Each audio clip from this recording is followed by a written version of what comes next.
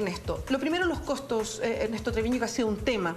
Hoy se conoció el costo global de la reforma, algo que no se había dicho, de la reforma, lo que significa una gratuidad completa para el sistema.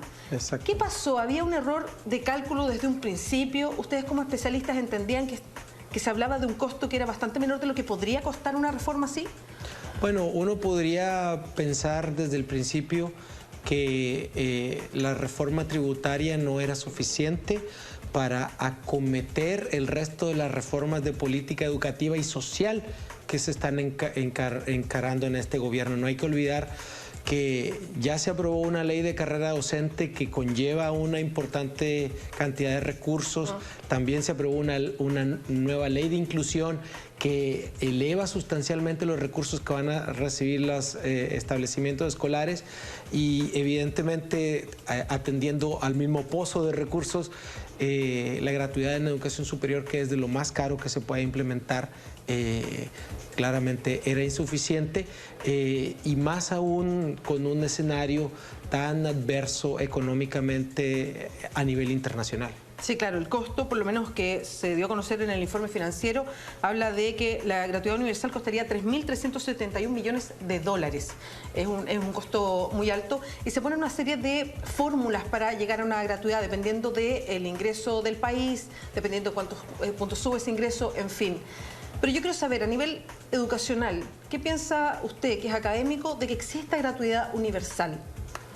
Bueno, la gratuidad universal, la gratuidad para empezar es un concepto muy equívoco, porque no quiere decir que los servicios prestados sean gratuitos, quiere decir simplemente que los pagamos de otra forma. Ya, perfecto. Los profesores tenemos que recibir un salario, la gente que atiende las universidades... Otra cosa es que el estudiante efectivamente lo pague de su bolsillo, sí.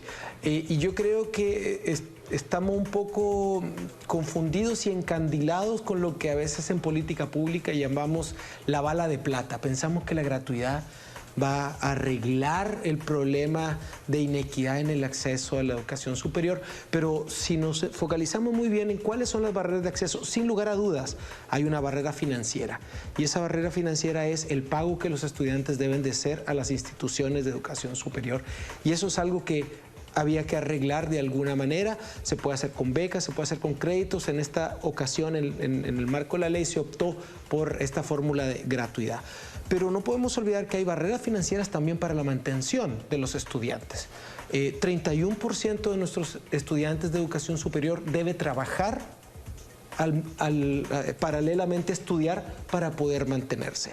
Bueno, digamos, ya la gratuidad implementada vía glosa implicó que por ejemplo, que se disminuyeran las becas de mantención ya este año.